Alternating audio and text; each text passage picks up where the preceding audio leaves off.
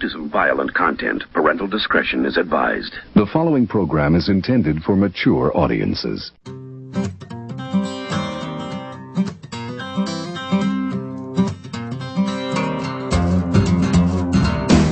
Hello, this is Ryan Riccitelli with ASNews.net, podcast number 8. We're already on our 8th podcast, that's right, and we are podcasting live out of Carlsbad, California, off the west coast in Southern California. And you know what? That's right, I'm going to have to do it. I know you don't want to hear it, but we've got bombs tonight. Actually, we've got a great lineup. We got Santiago Aguirre, one of the co-founders of Reef. We also got John Forse, who's an OG tow surfer, big wave surfer, and pioneer of Nelscott Reef up in Oregon. The guy is amazing. He's tangled with a great white shark, and I mean his story will give you chills. This week I got Paul Lang on the line, who's my sound engineer, and we kind of recap the King of the Air and talk about some kind of the stuff that went down there. There's so much going on right now. We also have our new news girl, and actually we feel really honored to have Jenny Dodge. She's the girl from Lost Cherry who does the You've Got Mail sound bit, and it's actually kind of cool. Basically, You've got cherry mail. That's right. We got her here, and she's dishing up the action sports news for you, and she'll be dishing up the action sports news for you guys until she wants to not do it anymore. So we feel really lucky, and you know what? You guys, you should come out and hang out on the LC. The LC is a great place to hang out. That's lostcherry.com. You got so many players on there. Slightly Stupid's on there. They got a profile. You've got Andre Philippe on there. You got towsurfer.com, and there's just a bunch of cool people, hot girls. I don't want to say hot guys, but you know what? I'm sure all the girls that are on there, they say the guys are hot. So, come out and hang on the LC. That's lostcherry.com. It's kind of like a bar. You just go there and you just hang out, and you'll see there's all kinds of crazy alert tones, and it's really addicting. And if you really want to get distracted, go check out lostcherry.com. So anyway, want to move forward. Also want to give you a few updates. Looks like the Big Wave calendar, Liquid Mountains, the world's first Big Wave calendar to really hit the market and show the tow surfing element of what's going on out there in the winter swells. Eric Akaskalian from towsurfer.com and the Ring Media helped produce this. It's a 13-month calendar, and it's available at bigwavesurf.com. Also, the Kiteboarder magazine, we got our kiteboard calendar. You should check it out, 13 months of kiteboarding, and it's now available. You can go to kbcalendar.com for a preview, or you can go to kbmag.com to check out or if you want to purchase it. So, also, what else we got going on here? We got some major bombs to drop with ASNews.net. I mean, ASNews.net, our new aggregate site, is almost ready to launch. We got our RSS feed kicking. We've got so many people. The podcast is now going out to over 18 countries, which is absolutely amazing. This last week in Maui, we just really stepped it up, and we just want to thank some of our affiliates out there who are supporting us. Wet Dog. We also want to thank Surfers Village. There's too many to list. iKiteboarding, iTunes, Podfeed.net, iPodder.org. Our podcast is growing every week, and we really appreciate the emails. I understand that we've had some sound issues on certain podcasts, but we're getting those things taken care of. I mean, like I said, we're a couple coconuts and a string, and we're podcasting to you live off the west coast of Carlsbad. So, the one thing that I want to leave you with is, this week is a big week for all of us in the action sports industry. I just want to encourage everyone to definitely check out asnews.net.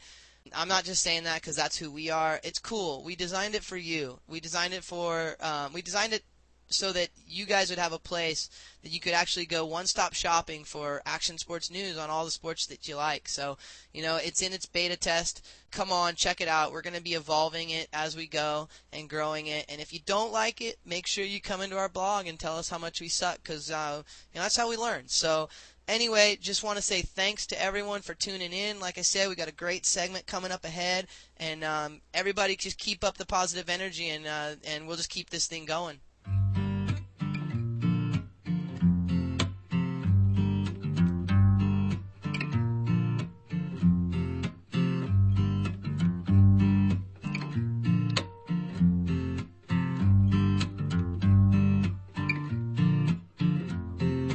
Hello, this is Ryan Riccitelli with asnews.net, and we are podcasting live off the west coast out of Carlsbad, California.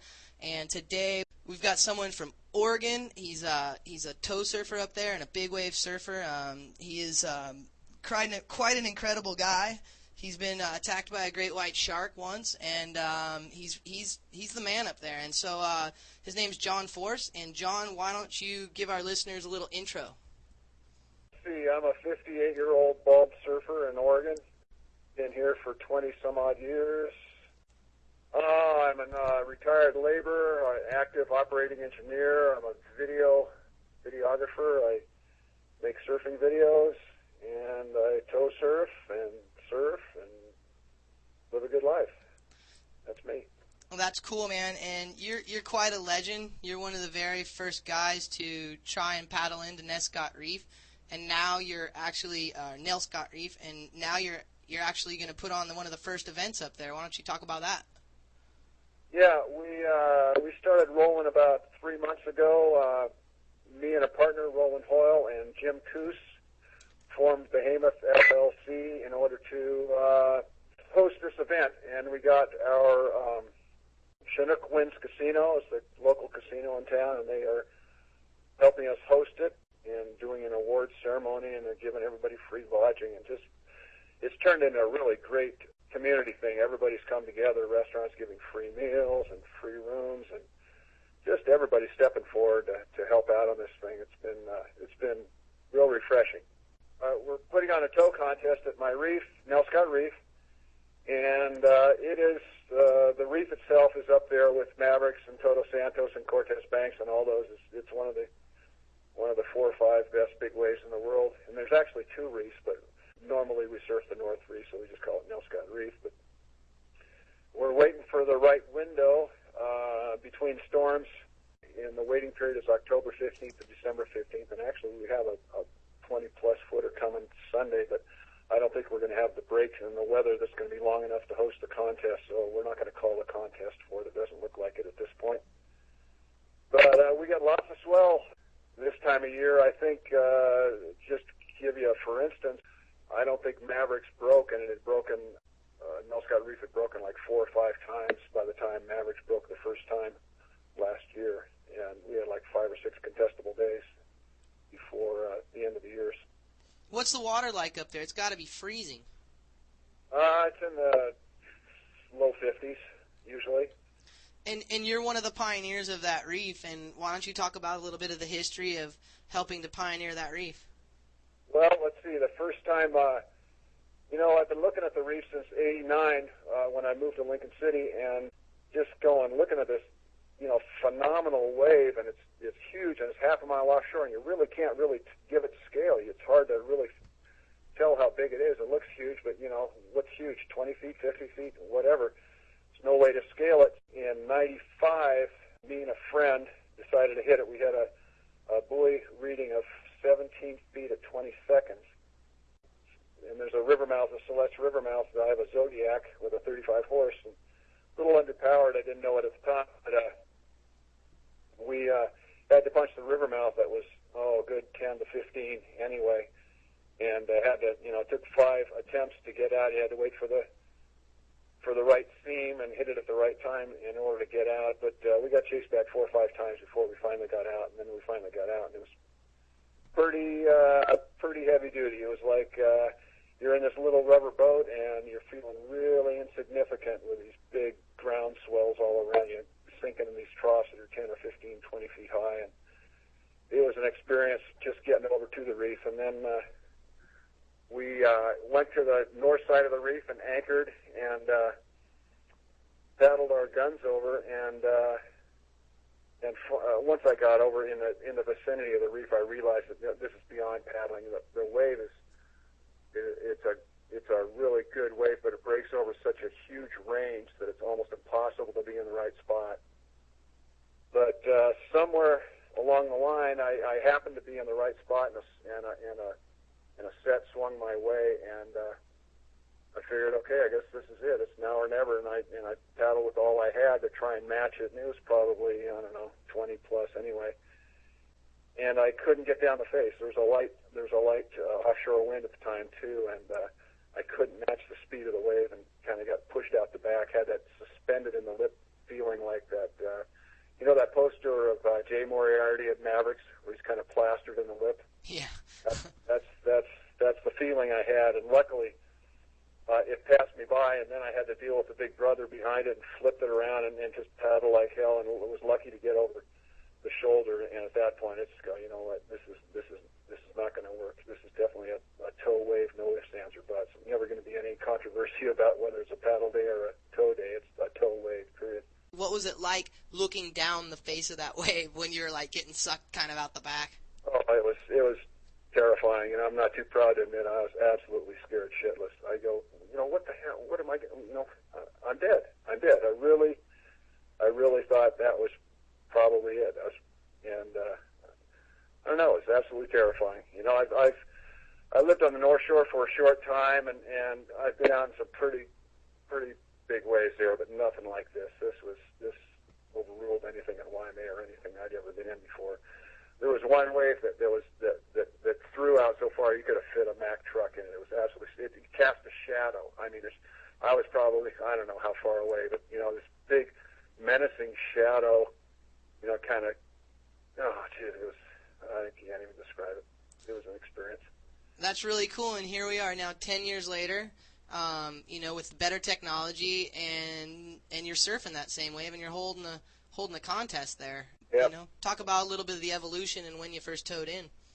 I showed a few people down in Santa Cruz and Mavericks. I knew Jeff Clark from a video shoot we'd done before, and it was down in his shop and showing him some video of it, and he was kind of going, oh, yeah, right, you know, and then I was showing Peter Mel my attempt to get out there. We had it on video, and he's kind of going, yeah, but, you know, before I had the video, they're just kind of shining me on. I think I'm some Looney Tune from, you know, some acid head refugee from the Northwest, and he just didn't have a clue.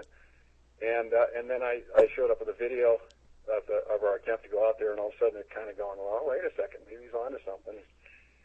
And then 2 winters ago, I showed up at, I was having lunch at the Crow's Nest in Santa Cruz, and I saw Adam and Peter Mel pulling in the parking lot of the harbor there, and I went and talked to them, and they said, hey, you know what, we'd like to come up and try that your reef up there. And I said, well, come on up, you know. And about a week later, all the swell forecast and everything looked good and all that, so they called me and said, what do you think? And I said, well, you know, maybe.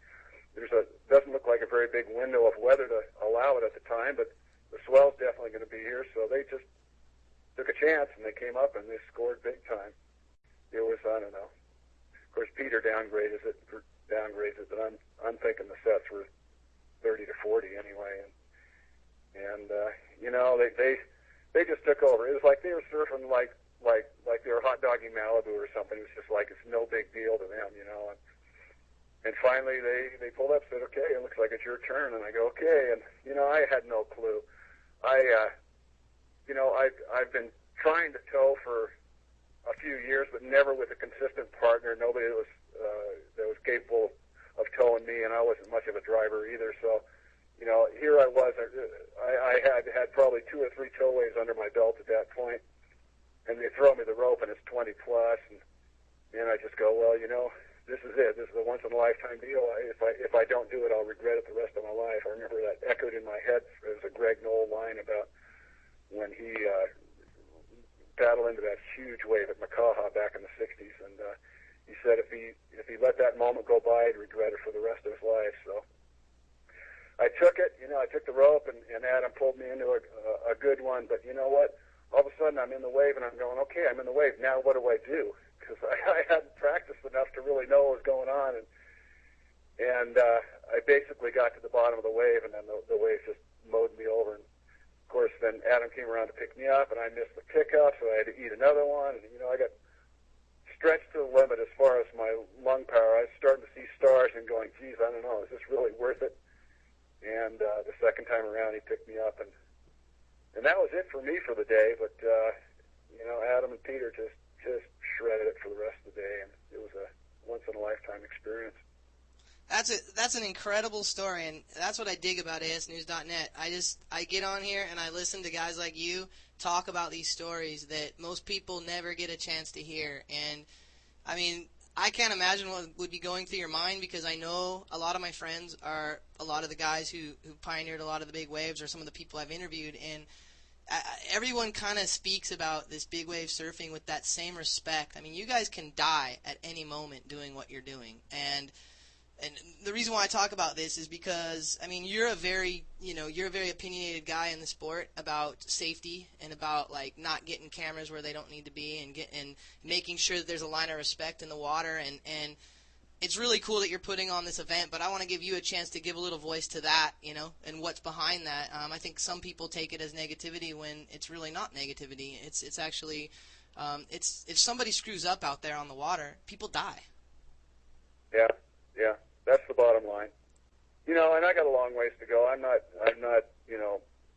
Mr. Got it all figured out or anything by any means, but, and luckily I've had, the pros have come through over the last couple of years, and I learn a little bit as each one comes. I learn a little more and learn a little more, but I haven't been down in the major population centers where it's all going on, like Mavericks or Todos or any of that. So, I've just kind of been picking up, when the surfers come through here. So it's a longer learning curve. We don't have the curve that the guy does in a populated area like Santa Cruz or Mavericks or that whole thing there. But we're learning, and I got a partner who we put in the contest, Jason Garding. He's the best guy up here for sure, and he's pretty stoked to be putting on the world stage with the big guys, the Mike Parsons, the Garrett McNamara's, and the Peter Mills. And I hooked him up with Don Curry, who's a legend from the Mavericks area, and I think they're going to really, really do well. Don Curry's, just a phenomenal waterman, and Jason's got the local knowledge. So even though they haven't towed together before, I think they're going to do really well. So this whole thing's a journey. It's all new to me. I've never done this before, but it's fun figuring out all the things that need to be taken care of, and to do this thing and to do it right, and have the community totally behind us is just an added bonus. There's very little resistance along the way. It's been a good project. The surf community is. I interviewed Santiago Aguirre today, and he's got Liquid Nation or Liquid Tribe, one of his organizations that's dedicated to actually just improving the quality of life in areas where there's surfing, in the third world countries where there's surf reefs and stuff. And that's what I'm finding. It seems like surfing's growing. It's coming to a point where our communities are supporting it. And a guy like you, I mean, you probably inspire a lot of people. I mean, how old are you? I told you before I was 57. I wanted to make sure, because I almost was going to say 58, and I didn't want you to beat me up. 57 years old, and I mean, my dad, he's 57 years old, and he surfs every day, and I mean, you're competing with the young boys, and you're not really competing. I guess you guys are all just going out and doing your thing, but I mean, that's inspirational to a lot of people. A lot of people, they think when they get older that they can't go after this stuff, and I mean, I'm impressed. And as I always say here on ASNews.net, I ain't giving you a blowjob. I'm giving you respect. I think it's nuts for what you guys do. I couldn't push myself to that. I like to surf big waves, but I'm not into. I don't know. Some of my friends, as I say, they got screws loose. But I love hearing about it, and I love watching it. But the one thing that I think is most incredible about you is you've tangled with a great white shark, and I'm sure there's some big fish up there. Why don't you tell us a little bit about that? Let's see, that was back in 98, April 22nd, 98. I was at a beach break about 4 miles south of here. It was the first beautiful spring day, good waves, 6 to 8 feet, light offshore wind, pretty glassy. Beautiful blue skies. 8 in the morning, I'm coming over the top of Spanish Head, looking at my first peak of the ocean in the morning. It's just corduroy lines and looking really boss. So I'm in a hurry to get down to Glen Eden Beach, and I go park, and there's a couple of guys already out. There's 4 guys out. So I'm rushing to get my wetsuit, and I got a brand new Rob Russo surfboard and longboard, and anxious to try it out. So I got all suited up, and I'm running down there and paddle out. And, you know, those guys have surfed for a while, and they start filtering in. And one of my friends, Randy Weldon, who had been attacked in Pacific City about 20 miles north of there about 15 years before, was out in the water, and we were bullshitting for a while, and all of a sudden he has this shake. He, like, gets spooked out of his wetsuit, just this weird premonition kind of deal, and didn't think that much of it at the time, just a weird feeling. And then he goes, well, I'm going in, John. I'm gonna go home and go to work or something. So he takes off, and I'm by myself for about 10 minutes or so, and I saw some kind of movement out of the corner of my eye, but I'm not sure what it was. I figured it was probably just a seal who broken the surface or something like that, because there were seals out there all the time. And then about 5 minutes after that, all of a sudden, something has a hold of my leg and it's pulling me down, and I'm underneath the water, and I can't see what's going on, but I'm whacking at whatever's there, and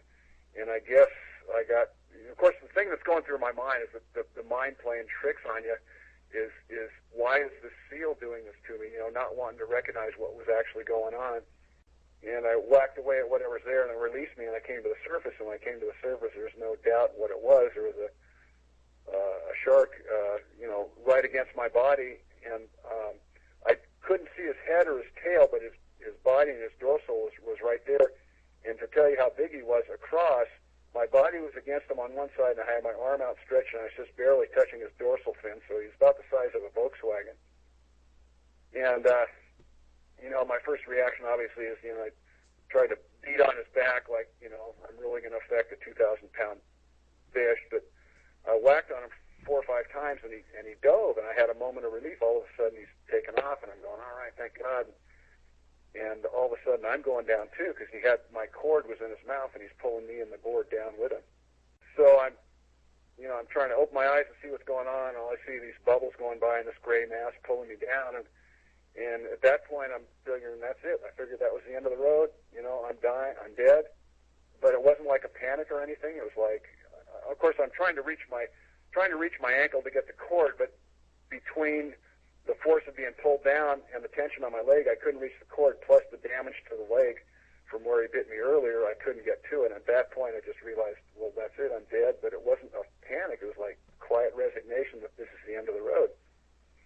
And then as soon as I thought that, all of a sudden he cut through the cord, and I came to the surface and scrambled to my board, flipped it over, and paddled back to shore as fast as I could, hoping he wouldn't come back, and he didn't. So I got to shore, my buddies were there. You know, they'd seen what was going on, and they helped me back to the car and ran to the hospital and stitched me up, and that was it. What was the damage?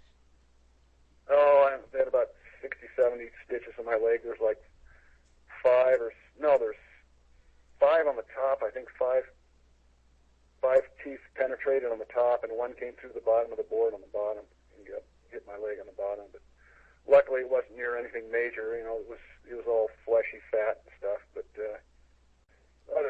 I was back in the water in a month. It healed pretty well. And back in the water in a month. The doctor, when I got there, happened to be a surfing buddy of mine, Dr. Watanabe, and of course, when he found out, the emergency room called and see who was on duty to come and fix me up, and he claimed it. He said, no, that's mine. He waved all the other doctors off so he could work on me. Plus, you know, who has a chance to work on a shark attack victim very often? So he was pretty stoked to come in and do that too. And I was in for about 4 or 5 days, and he cut me loose. You're back in the water in a month. That just blows me away. And did you ever get any thoughts of that? Or you just put it out? It's just another day. Well, you know, the first time back, of course, I went back to the same place after the month just to you know, you fall off a horse, you got to get back on the horse. To torture yourself.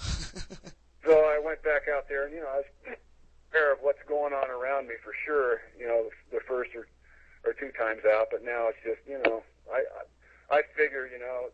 Of course, I hope the shark figures the same. Is I went back to the end of the line, and all you guys just moved up a spot. So I took my hit. Your turn now. That's right. So, do you like to eat shark?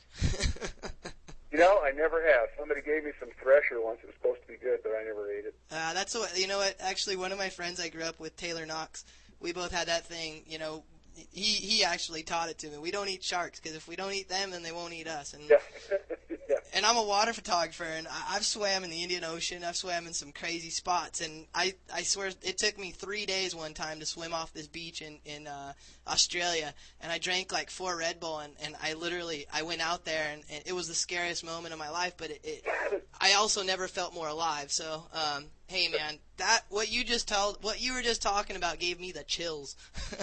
Yeah. But hey, let's wrap this up. The Nelscott Reef contest will be going on this winter. ASnews.net and towsurfer.com will be helping to get the word out. You said there's another website that's going to be actually handling a lot of the content. What's Action Sports Northwest. ActionSportsNorthwest.com, and I believe it is, yeah. And we'll have the link to that site on asnews.net, and I'm sure Eric will link to it as well. And we want to support you guys as much as possible. Where can people get more information on Nelscott Reef? On both those sites, actually, we have a promo video on the website, a promo video of the contest, and shows the wave and Peter Mel talking about it. A couple of the pros talking about it, and gives you kind of a brief overview. And if you get hooked up with Action Sports Northwest, they have a mailing list. When we have the 48-hour notice goes out that the contest is on, they will email you. So if you go to that website and get on the emailing list, you'll know when the contest is going to be. That sounds great. So you're going to have live updates, and when it's all said and done with, we definitely want to have a follow-up interview with you to hear your play-by-play of the event. And hey, I know Oregon's like a lot of people. I mean, the people who surf up there, they don't do it for any other reason than they love to surf. And I know you got some boys up there, some people that you want to give some shouts to. So why don't you give some shouts out to some of your friends or whomever you want to mention? Well, let's see. Who would be listening to this? Let's see. I guess Roland, my partner, and Jim Coos, and Al Schinkel, and Steffi. And, we've got a great core crew. Our volunteers have just come together. We got a really fun crew. Even if it wasn't for the contest, we'd be pals anyway. So it's been a really good experience all the way around. Just the social aspect besides the whole contest thing. So let's see, who else is going to? Peter and Rob Russo, Surfboards. Got to give a plug for him. Rob's the master shaper up in this neck of the woods. Gosh, I guess that's about it. And Mom and Dad and all that, Well, John, you're an amazing guy. I mean with all of my heart. I mean, the stories that you just told us, I think my listeners are going to be definitely talking about it, and they email me all the time about the content that we push here. We're kind of like the No BS Action Sports News Network, and hopefully we'll be talking again soon. And you be safe out there, all right? All right, thanks, Ryan. I appreciate it.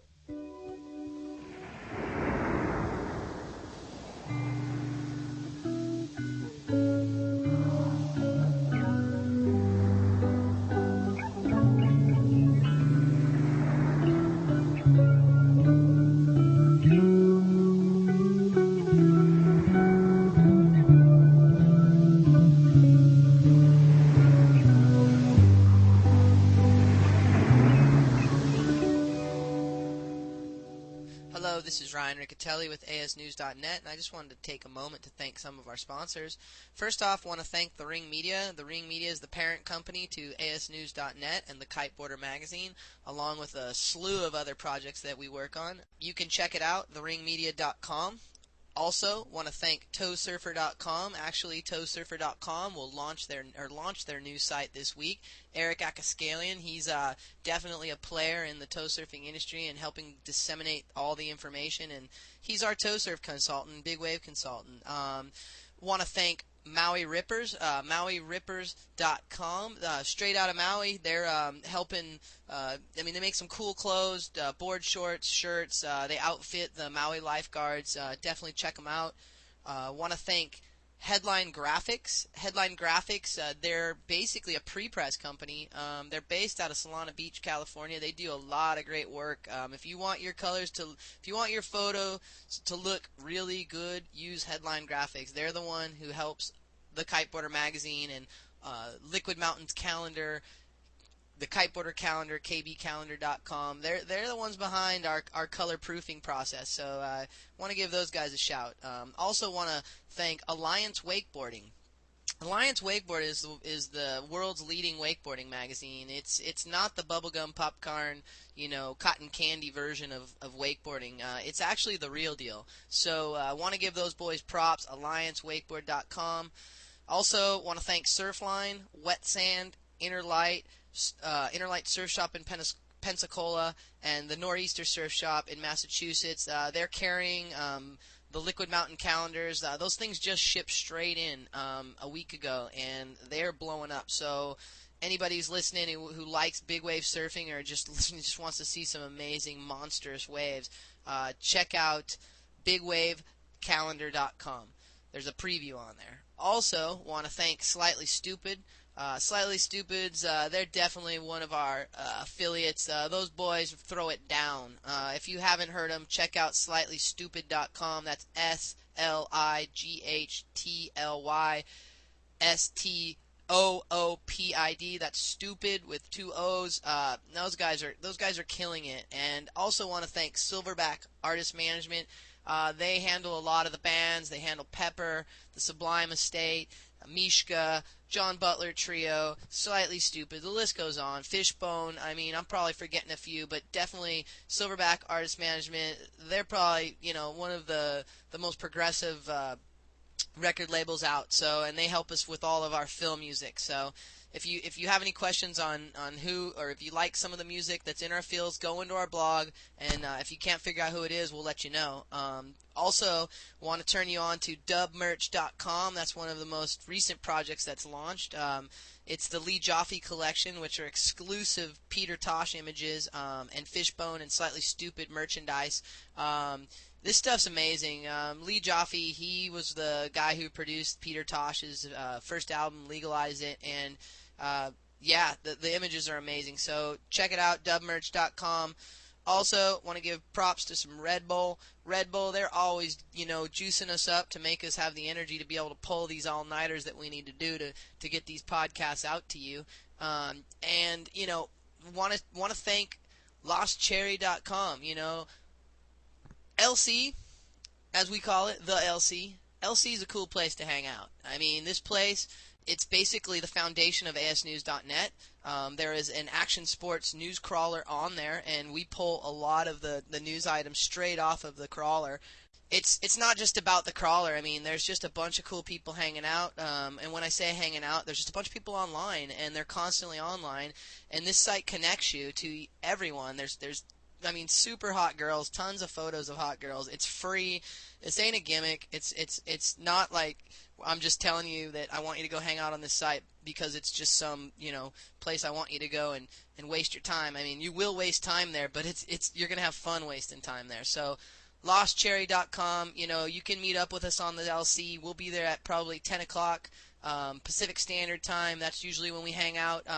You got Andre Philippe, you got Slightly Stupid, you've got a lot of the Silverback Management bands are on there. There's a variety of Cameron Dietrich. There's so many people on there, and there's some models out of LA on there, and it's not some glammed out place. It's actually, you can interact with Andre Philippe. He's on there all the time, and you can interact with me on there. You can come and tell me how much I suck straight on the site, and you can upload as many photos as you want. So come and hang out with us at the LC. Hopefully we'll see you there at 10 o'clock.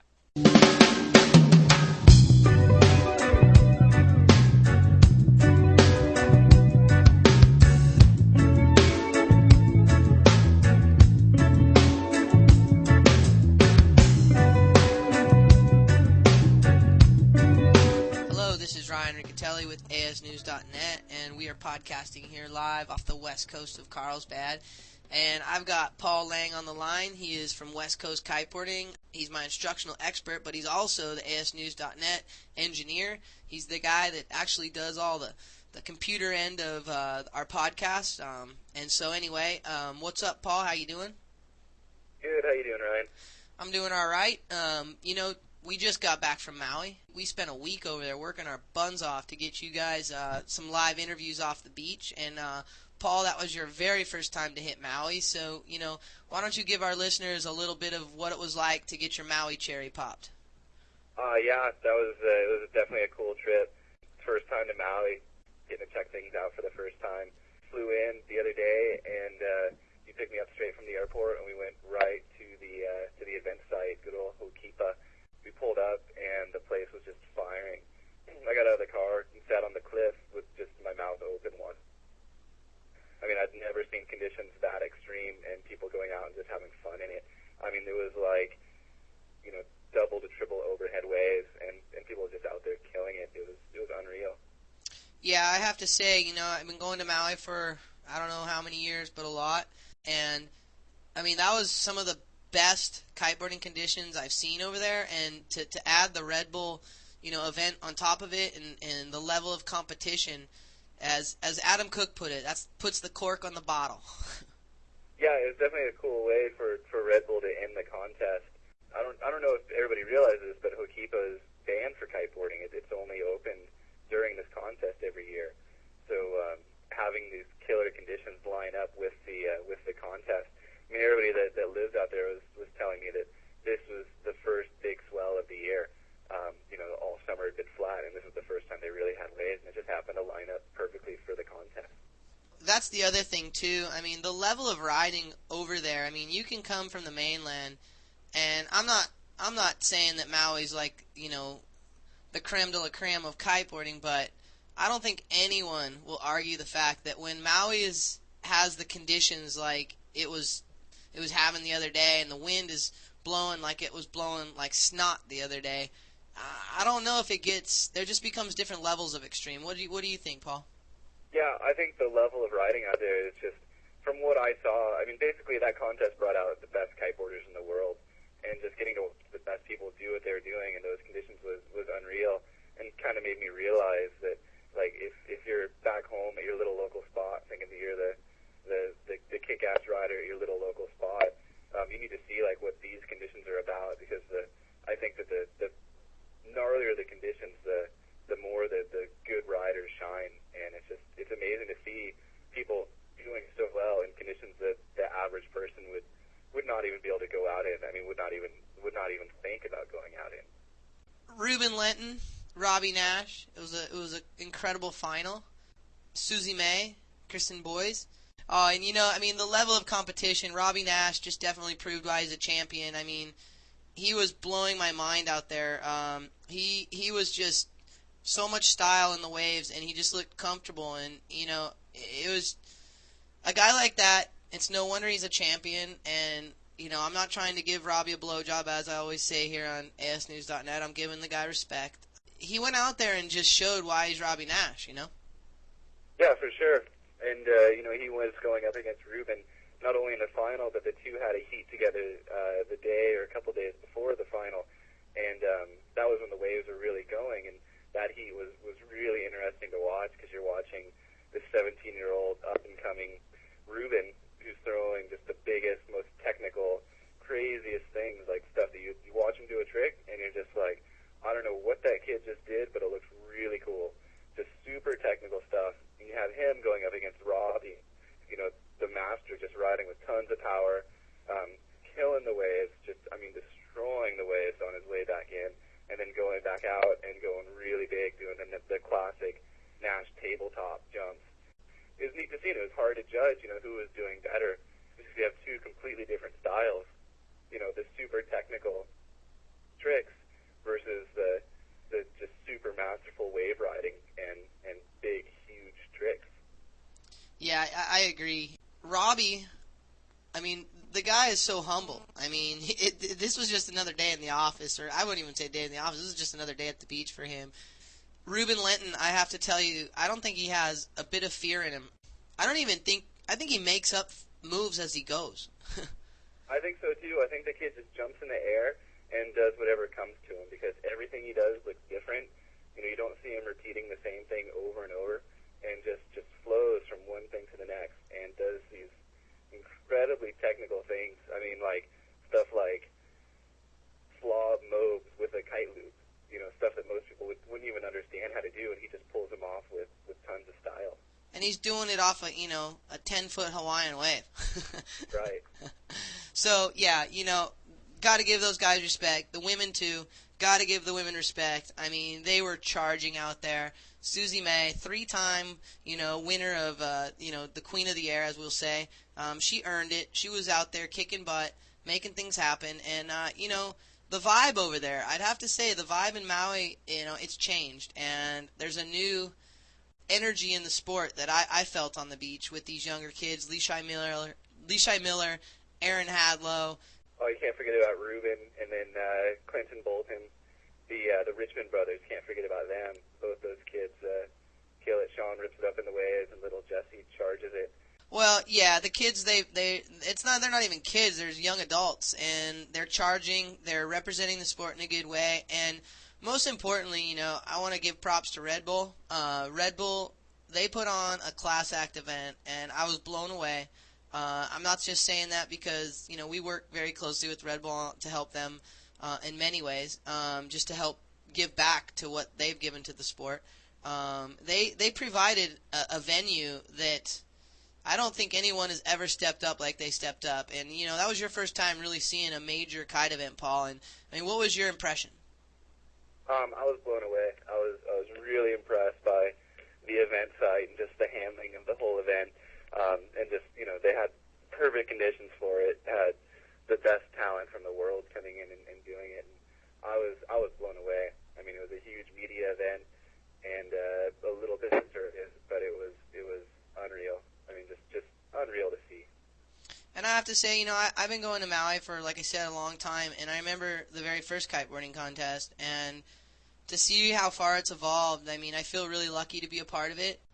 There was a documentary being filmed on kiteboarding, and Red Bull was helping to support it, and you got to check out some of those segments, and why don't you tell us a little bit about that? Yeah, the DVD is set to come out in, within a few months, I believe. I don't even think it's named yet. The producer was telling me he's kicking around a couple of different names right now. Basically, it's going to be just a full-on, very professional documentary on the sport of kiteboarding, with interviews with all of the important players in the history of the sport, and lots of classic footage and lots of up-to-date footage as well. It's really cool. They're doing a very soulful, not a rock and roll and just watch people ride kind of film. It's looking back, and I get to watch them interview Lou. And he had a lot of really interesting things to say that I think a lot of people are going to be really interested to hear what these people have to say about our sport. Lou's a good friend of mine, longtime friend of mine, and we got to go out to breakfast, and you had a chance to really kind of see another side of Lou that most people don't see. What do you want to say about that, and what was that like for you? Oh, that was really really cool to be able to meet Lou and get to hang out with him outside of the big crowd. Lou is a super humble, super nice guy. I mean, I don't know if I can say much else about him. He's just super nice guy, and just totally thankful for where for kind of the role that everybody has given him, and just doesn't think he did anything. He thinks he was just out there riding, and just a really really cool guy. No, I agree, and the reason why I bring that up is because Lou, he puts his actions on the water. He doesn't really care about the cameras. He don't care about the photos. Actually, he shies away from it all. But the one thing that it's always stood very clear is that he feels at home when he's out there, and it projects, his energy projects too, and I think it really motivates a lot of this younger generation of rider, the level of riding that he has put forth. So yeah, it was a good trip. He's got to be like the ultimate soul rider. I mean, the guy just rides for the fun of it now. I mean, the guy works his days, works construction during the week so he can go and kiteboard in his free time, just because all he wants to do is ride for fun, and he just goes out and kills it just for the fun of it. Well, today we're gonna switch gears here, and that was a great trip. I know we got a lot of great content on the podcast. Why don't you give our listeners a little heads up and plug some of the podcasts that we did over there, just in case someone didn't catch them? If people didn't catch the ones we were putting out there, definitely want to go back and listen to a couple of them. We had updates daily coming from the Red Bull King of the Air, letting you know what was going on each day. We also had some amazing interviews. Some that come to mind right away. We had Sean Ordonez on there, very famous board shaper from Maui. Also had Pete Cabrina on the show.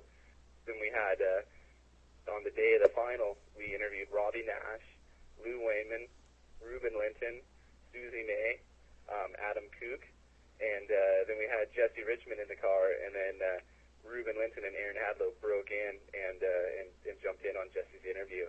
Lots of really cool content on there. A lot of people saying a lot of really cool things. And so if you haven't checked out, definitely go back a few episodes and check out the podcast from the Red Bull King of the Air.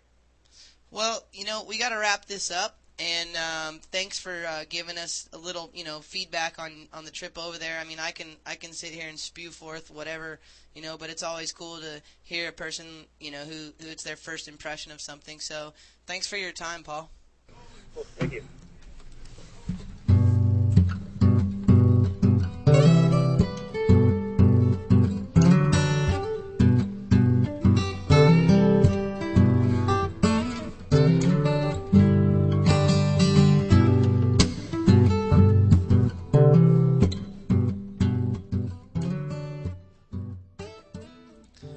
This is Ryan Riccitelli with ASNews.net, and we are podcasting live off the west coast of California. And this week we have our new action sports news girl. That's Jenny Dodge, and she's out of Texas. And Jenny is also the Lost Cherry mail girl. And when you're on Lost Cherry and you get a message, this is what you hear. You've got cherry mail.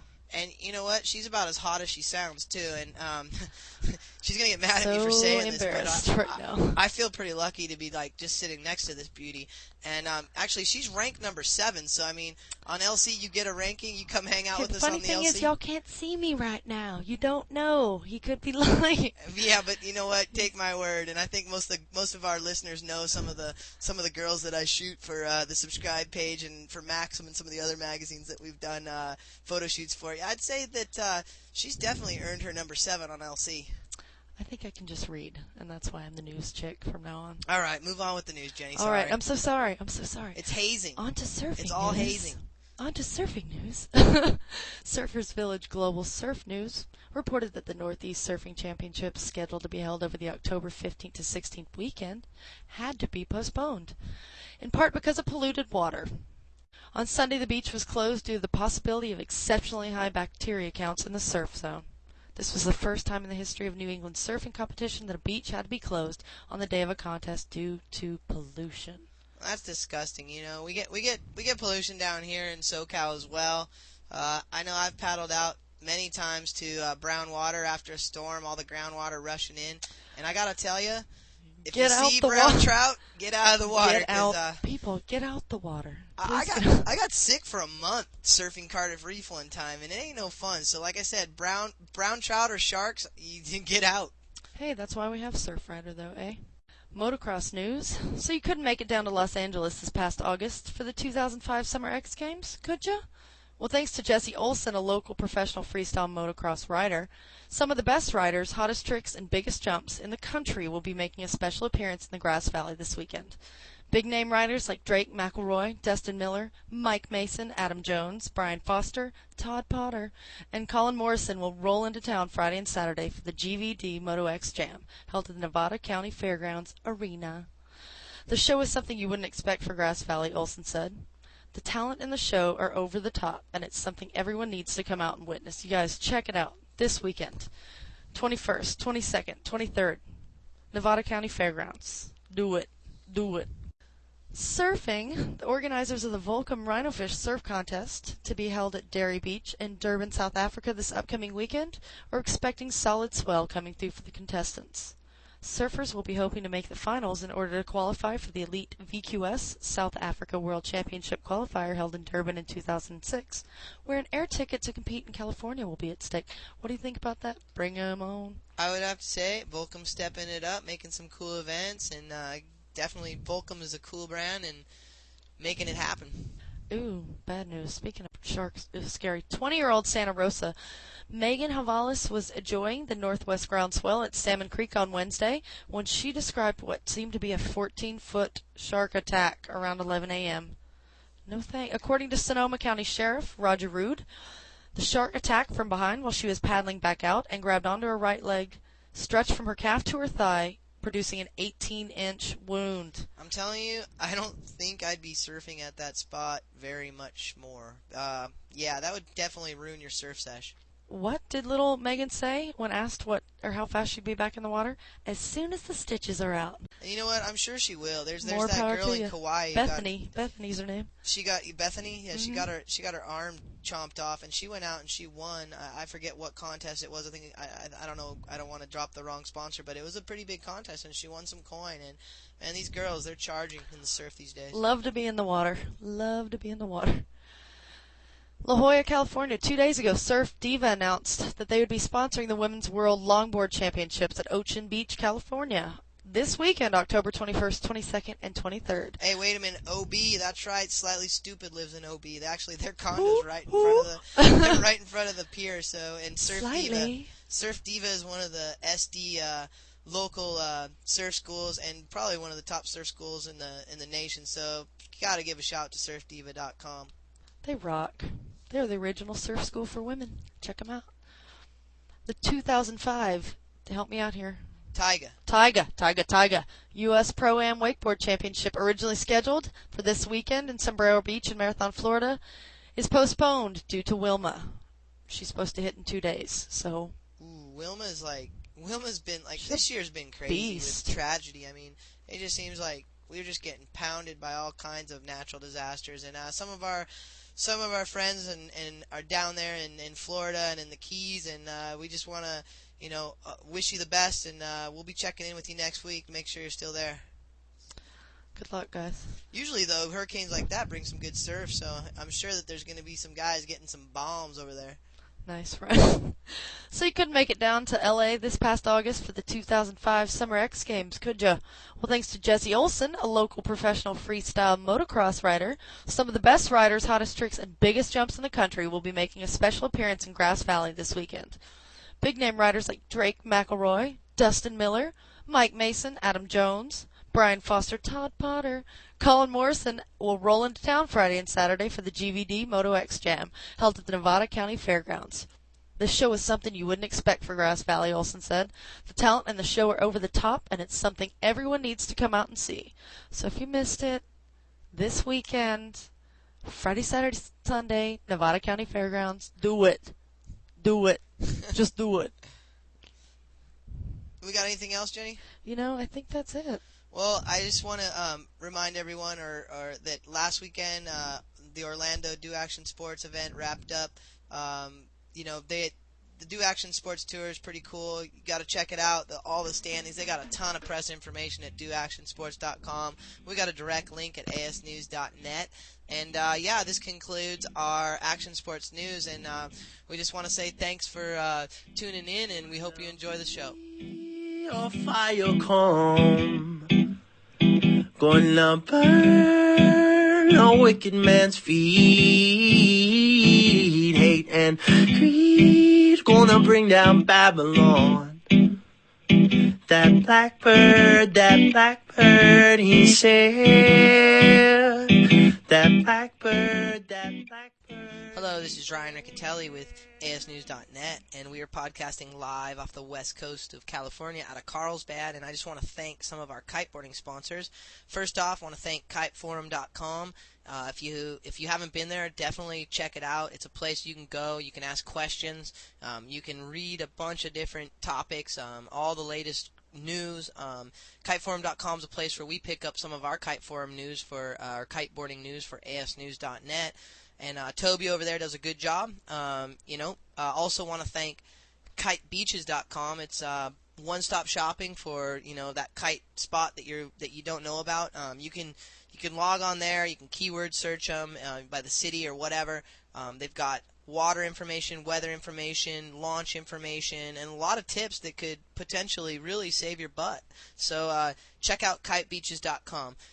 Also want to talk about Kiteboarder Calendar 2006, and it is available now. So any of you shops or any of you people out there who've had this calendar for the last 4 years, I mean, it's been going for 4 years, and this is the 5th year of this calendar. It's a great calendar.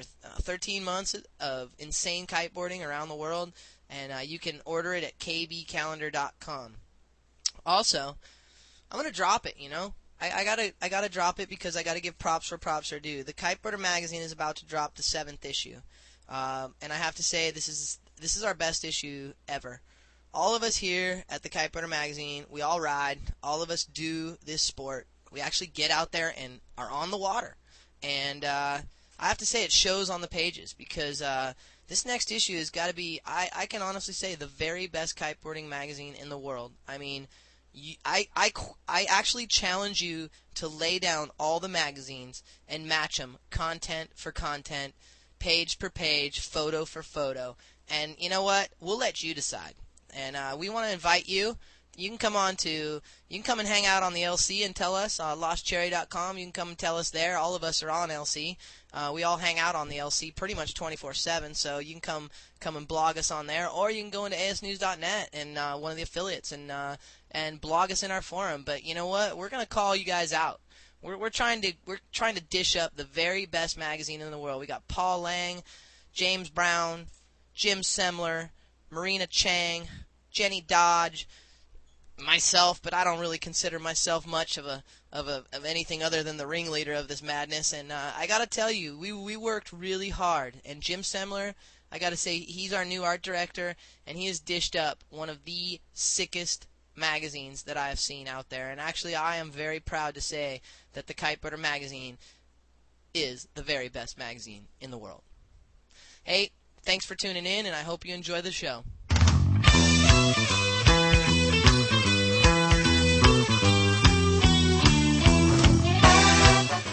Hello, this is Ryan Riccitelli with asnews.net, and we have a special guest today, Santiago Aguirre. He is one of the co-founders of Reef Sandals, and he has moved on and is doing some incredible things to help out the world. And why don't you give us a little intro, Santi?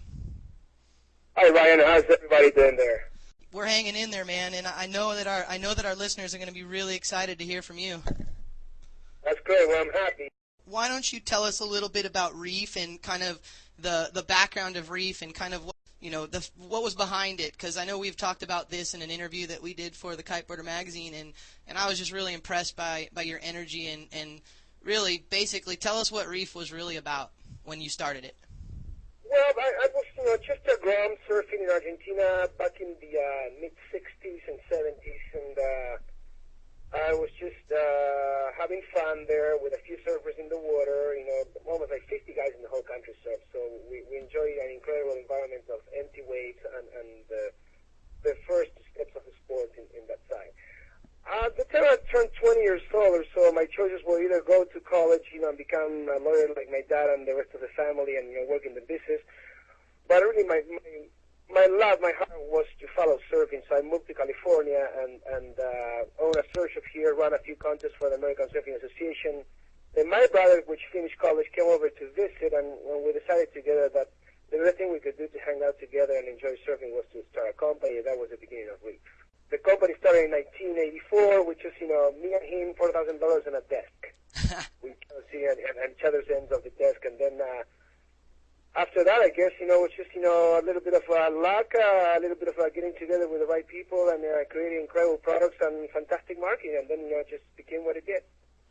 And one thing you hit upon is that Reef was never about money. It was about the passion for surfing and just living the lifestyle. And I think a lot of surfers and people that are involved in action sports, that it's not so much about the money. It's about the lifestyle and living the dream. And why don't you talk a little bit about that?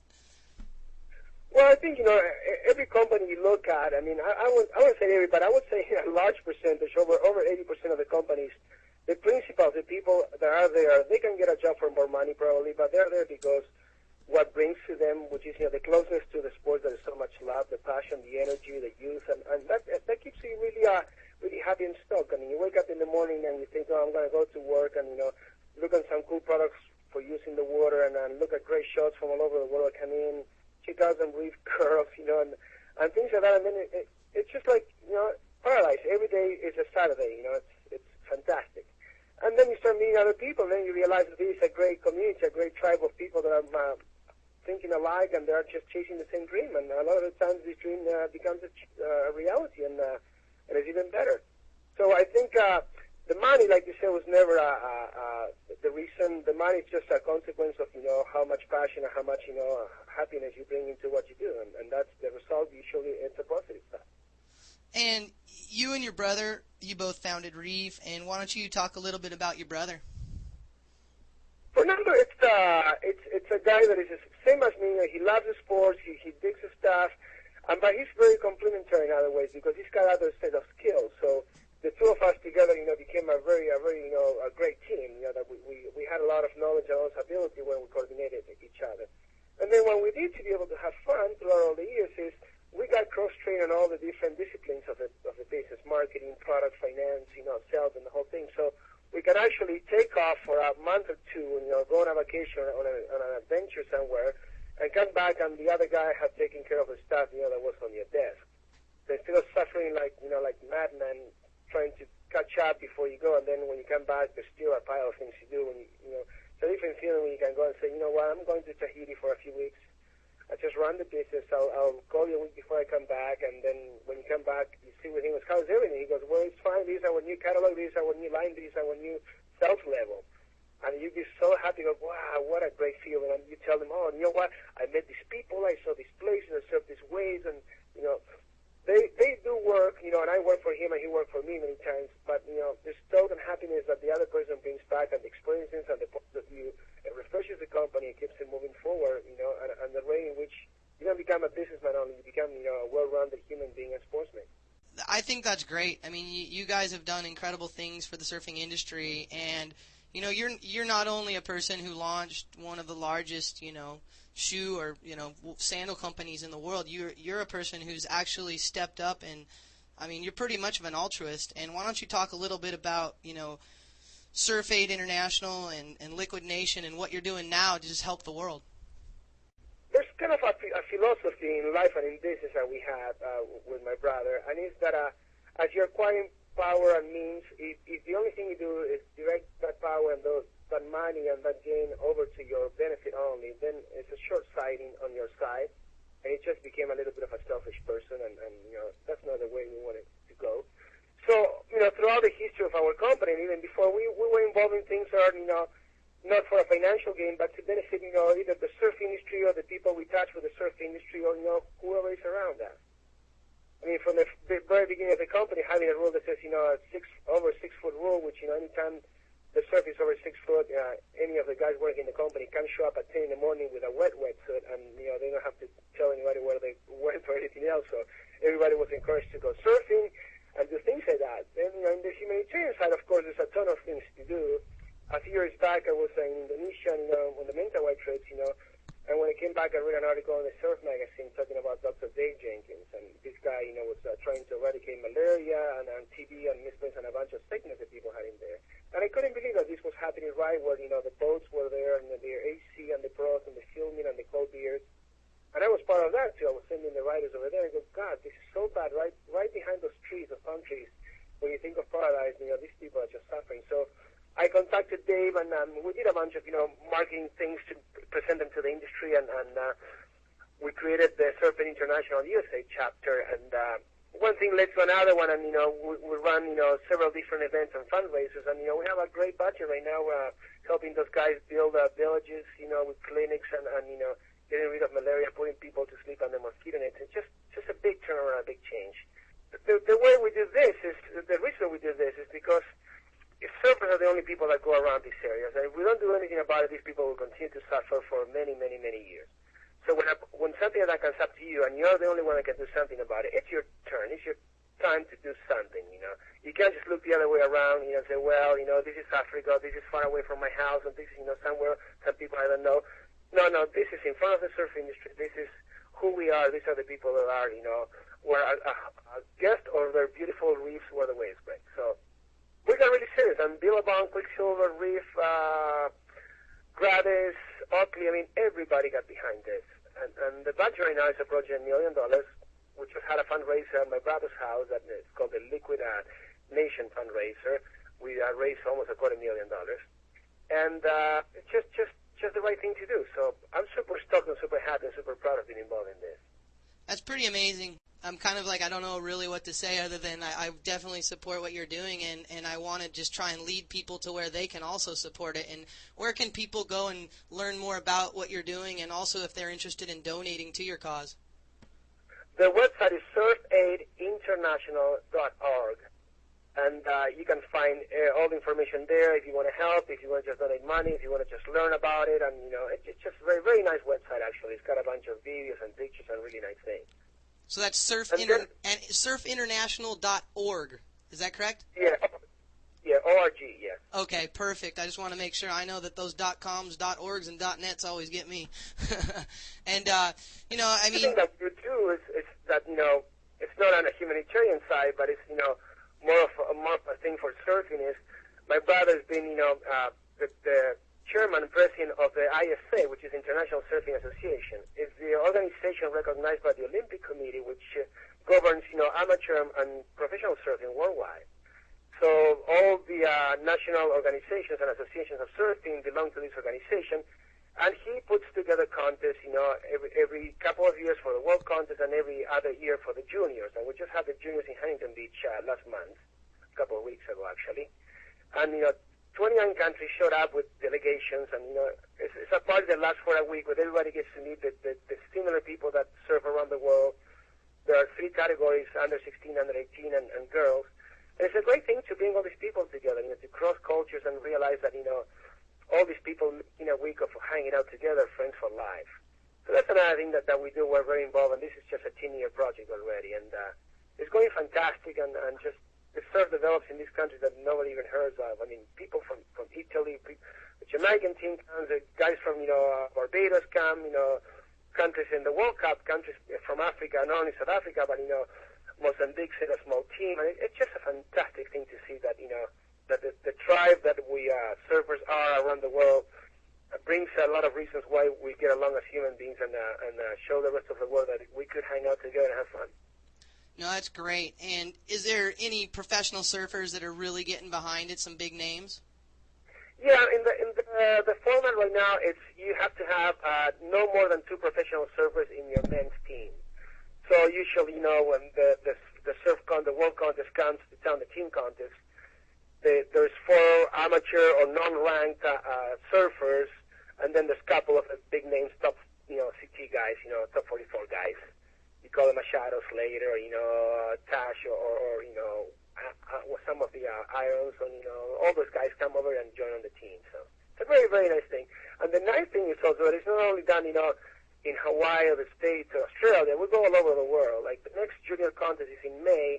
It's going to be in Brazil, near São Paulo, in Brazil. It's a beautiful beach. So we get everybody in the world to come to a place that they've never seen before, and it's hosted. Nice rooms, nice food. All the officials are there. We show them the culture, the dances, the music. So it's just a great experience for everybody.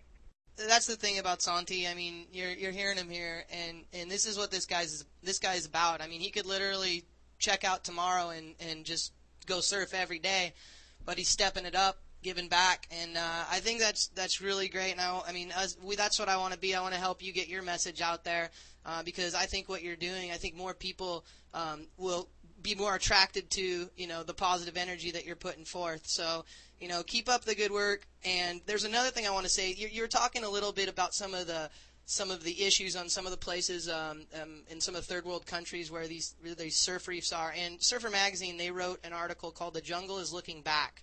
Why don't you tell us a little bit about that? Well, it's an article that came out a while back. It's in the November 2002 volume. It's number 12 of that year. It is a call to arms to the people that are the shakers and movers of the surf industry to do something about what's going on in many of the places. Because like I said earlier, in reality, we are the only people in many of these cases visiting these locations. I mean, the government doesn't know how many people live on these islands or these places or these faraway reefs. They don't have a census. They don't send any kind of medicines. These people are out there just by themselves. They're just fishermen. They're people that they have simple lives. They have families. They love each other, and you get rid of, your differences of color and languages, they are as humans as you are, and they deserve, that since we are, the visitors to these areas, that we do something about it. I think there's a great movement within the surf industry in general to do things outside of the business. I mean, Quicksilver, it's got a Quicksilver Foundation. They help all the people in Sumba, in the eastern Indonesia. They've done a lot of things for the Fijian Islands with Tabaru and John Roseman.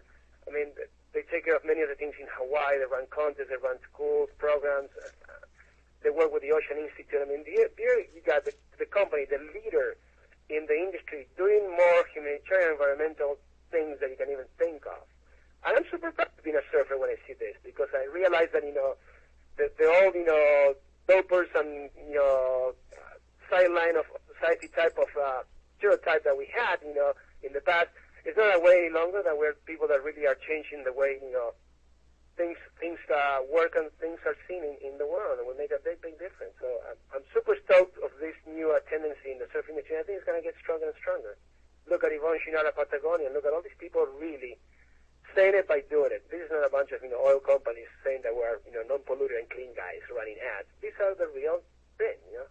Absolutely. I grew up in Carlsbad, right in Southern California, and I remember I grew up across the street from the beach, and my whole life I was fighting against the image of being a dumb surfer, and I really think that it's incredible to see that the alternative lifestyle is now the mainstream lifestyle, and people like yourself are being empowered with dollars to go out and do some great things for the world, and I think that is the evolution of where we're at with the surfing community or the action sports industry. Is it's definitely now the mainstream. It's not the alternative, and with that, we're able to reach out and affect more people. And I just want to commend you, and I'm not giving you a blowjob here just because you're Santi. I mean, more people. I mean, I hope more people are inspired by what you just threw down for us. And I want to switch gears here a little bit and talk more about Santi and some of your personal favorite things that you're doing with your in activities. I know that you're a kiteboarder, and that's how I met you.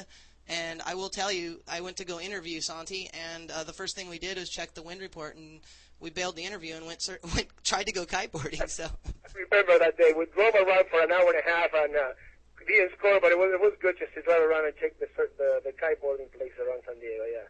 And the funny thing about Santi is he's an innovator, and he's come into our sport, and I mean, obviously we've welcomed him with open arms. And you've kind of helped tinker around to create some new things. And actually, I was over in Maui with Andre Philippe, and we were laughing about your little grabber for your tennis elbow. Yeah, it's true. It's just out of doing products for Reef for so many years, I have this hobby of creating things that are not available. And I came out with tennis. As you know, as you get into kiteboarding, you get more and more. Sometimes you get a little bit of tennis elbow. And I didn't stop at the right time, and I got more inflamed. So I didn't want to stop for 2 or 3 months. The doctor said, just back off for 2 or 3 months. I go, no way. So I built this kind of like a hook that attaches to your arm with a quick release in case that you run into problems. And, everybody I show it to, they laugh a little bit. Wow, where do you get this stuff? I made it myself. Well, it looks really good, and it works fine. Wow. So, a few people say, well, you're going to sell it? What are you going to do? Well, just homemade. It's just resin and a few leash parts and, some tubing, and that's how it works. Just being creative out of need, because, I got so much into kiteboarding that I don't want to stop. I mean, it's the best. If you're a surfer, there's not a better compliment than kiteboarding for surfing, because, as soon as the waves are bad because the wind just killed them, it was kite surfing starts. And it's so fun. It's like a nature's tow machine on your hands. You can go out on a choppy day that looks like shit and have a great time catching waves, doing off the tops, and just going all over the place on a kite. It's fantastic. I mean, and anybody that is listening to this, I know it looks kind of strange and it looks kind of like a hard sport, but it's not that hard. It's quite simple. Take a few classes, get yourself into a kite. The only thing you need is your regular surfboard, and go have fun. You're going to have a blast in it. Yeah, but I mean, come on. We both grew up surfing, and you know how thick-headed surfers are. I mean, most of my friends who I grew up paddling out with, I mean, I tell them that I make a kiteboarding magazine, and they laugh at me. And it's kind of this perception, and I think it's changing. And I remember you were talking about Martin Vari, and I think it was Tahiti or whether it was Fiji, but you were talking about, like, what he was doing. And I think if you could explain that might kind of clue in some people to actually what's really going on? Well, I think, most of the people that take a look at kite surfing, at least, from 1 year back, when the sport started until about a year and a half ago, the looks of the kite surfing was more like a guy on a wakeboard, jumping up in the air and doing, bore-off tricks and handle passes and, things like that, which are a fantastic thing too, that are very technical moves. But there's another division of kite, which is, not kiteboarding, but kite surfing. And, I didn't quite understand it until, Martin Barre and I, we went to Tahiti, on a 10-day trip, we wanted to surf and everything. He's from Argentina, so I'm from Argentina too, so we kind of hit it off. I said, let's have a trip together, you teach me how to kite better, and I'll teach you a few, tricks on the surfboard. And one day, we went around the island on a boat that I had down there in Tahiti, and then we had the kite there, and we had a couple of boards, and we came up across, a really nice reef break, but the wind was a little bit on the shore side, so it was, we've been surfing great waves, so I go, I don't know if I'm going to go out. And he says, well, I'm going to go, with the kite and just catch a few waves. I said, okay, just, I'll launch you off in the channel, and then I move my boat on the inside to take a look at the guy from inside the reef. And what I saw the next 45 minutes on the 30 or so waves he caught changed my mind of what kiteboarding could be. And, I saw the guy getting barrel, punching through the wave, doing off the top, fading, parking the kite up on top and doing cutbacks and splashes. I mean, it was just going on. I go, man, these cars are cars that belong to Andy Island that came later. Just full of power. I mean, I go, God, he has some power once. He hasn't have to go that dive under one single whale, and he's caught 30 waves in 45 minutes. From that point on, I said, you know what, we got something here. We got something that people have not seen it yet, so they don't understand what it is. It's like when somebody tells you, how about if you just, glue together two skis and you just run down the mountain? And until you saw snowboarding, you didn't know how fun it was. It kind of sounded kind of weird, right? But that's what it is. I think in the next couple of years, as more videos and pictures and things come, available, or what these guys are doing on waves, that's when people are going to realize how fun it is. If you like surfing, if you like off-the-top carving, this is great. And remember, this is not the full power-on surfing that some of the kite guys do. These guys park the kite up on top, and they surf the wave as you would without, any tension on the line. So they're gliding the way you glide with a board, they're doing the things you do. The only difference is when you need some power, you need to go through a section, you just can, demand on the kite a little bit of power, and the kite, gets you there, and then you're just, doing 20-yard floaters and, making sections that you would in other way. And then, of course, you don't paddle back, you ride back. Then when the wind switches more offshore, then you drop your kite, put it away, and then you just surf regular surfing.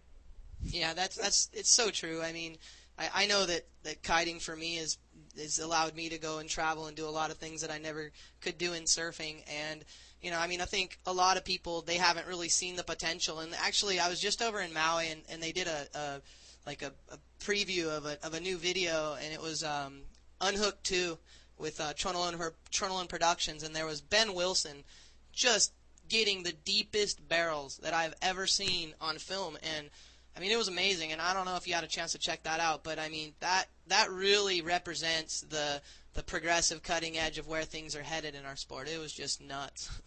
Yeah, actually, I'm so much into making sure people understand what this is that I spoke with Martin 2 days ago, and already talked to Jeff, Tobias, and Dan Wilson. We're going to do a trip in early March to an area of the South Pacific that I know that I've been to, that has got incredible ways for kite surfing. So I'm going to put these guys on the right places now, because I want to make sure this thing gets around, and surfers have a different option.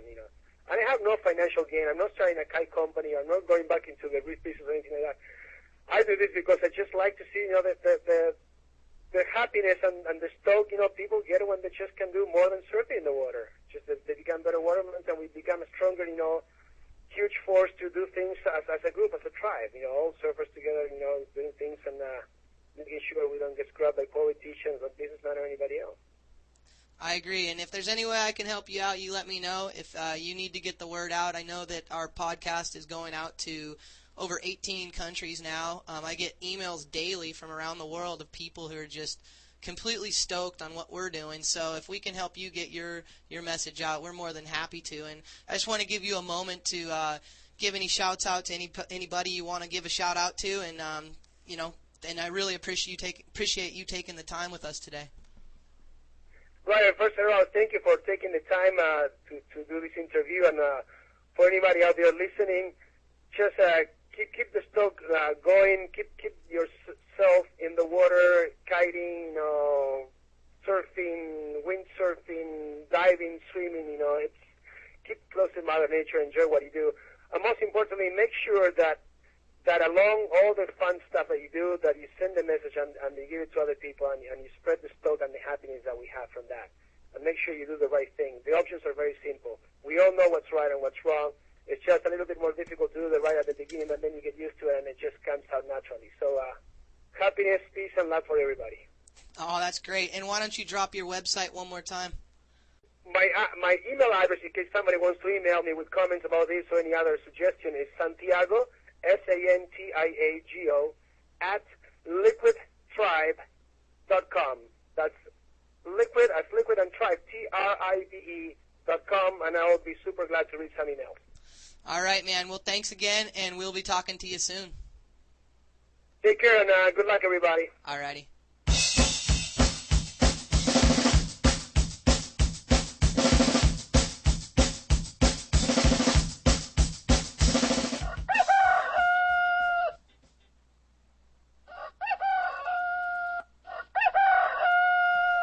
Well, looks like it's that time again. Fred the Rooster's piping in to let us know it's time to go. We just want to thank everybody for tuning in this week. It was a great panel of guests that we had. Santiago Aguirre, John Forse.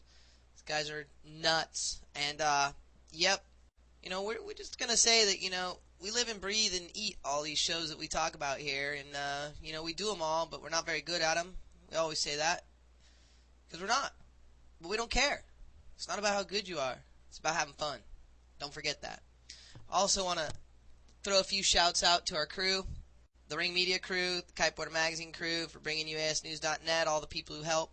It's Marina Chang, James Brown, Jim Semler, Alexis Rovera, Paul Lang, Jenny Dodge, Kerry Smith. Hey guys, we couldn't do this without you. Next week we got the Kiteboarder Magazine, which will be available for free download on kbmag.com. Also, the new asnews.net site should be coming up here either this weekend or Monday. We're going to try to launch it a little bit early. And yeah, lostcherry.com, I encourage you all to come and hang out at the LC. I mean, the LC is the new place. Everybody's just having fun there. And hopefully we can all meet up at 10 p.m. Pacific Standard Time. We'll talk to you next week.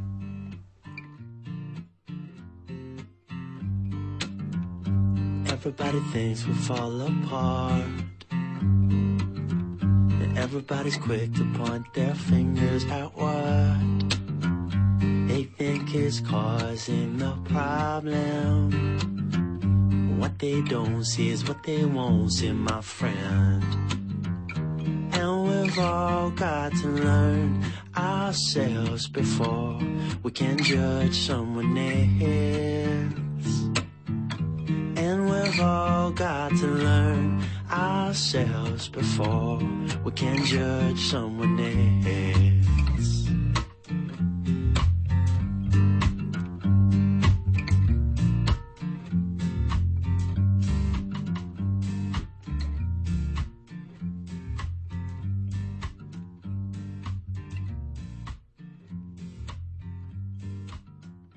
Just like the Holy Scripture talks of a road to redemption in amongst the thorns. The path is beset by ego and greed, and if we don't see it, then we